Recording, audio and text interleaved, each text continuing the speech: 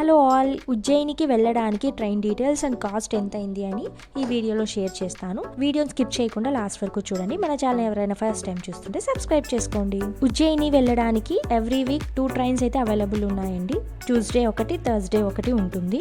మనం ఉజ్జయిని ట్రిప్ వెళ్ళాలనుకున్న డేట్కి 6 days ముందు అయితే మనకు టికెట్స్ ఓపెన్ అయితే మార్నింగ్ 8కి ఐఆర్సిటీసీ యాప్లో ఓపెన్ అవుతాయండి. ముందు రోజే చెక్ చేస్తే మన స్టేషన్ నుంచి ఎన్ని టికెట్స్ రిలీజ్ అవుతున్నాయని తెలుస్తుంది. మాకైతే అనంతపూర్ నుంచి మేము వెళ్ళే టైంకి ఓన్లీ 7 seats మాత్రమే ఓపెన్ అయ్యాయి.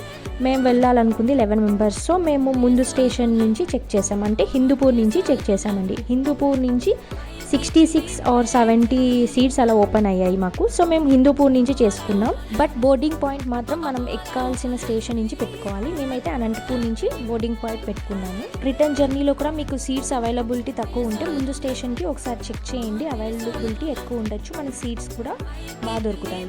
ఈ ట్రైన్ 30 hours లాంగ్ జర్నీ కాబట్టి మినిమం 3rd AC అయితే బుక్ చేసుకోవాలండి. మామూలు స్లీపర్లో నార్త్ సైడ్ అయితే మనం ట్రావెల్ చేయలేము. సో మేమైతే 3rd AC బుక్ చేసుకున్నాము. ఇంకా కాస్ట్ విషయానికి వస్తే పర్ పర్సన్కి 1930 1930 అయితే పడిందండి. ఇంకా మీకు ఏమైనా డౌట్స్ ఉంటే కమెంట్ సెక్షన్లో కమెంట్ చేయండి, నేను రిప్లై ఇస్తాను. ఉజ్జయిని గురించి నేను ఫుల్ వీడియో పెట్టాను, ఎవరైనా మిస్ అయ్యింటే వెళ్ళి చూడండి, కింద ట్యాగ్ చేస్తాను. Thanks for watching, bye bye.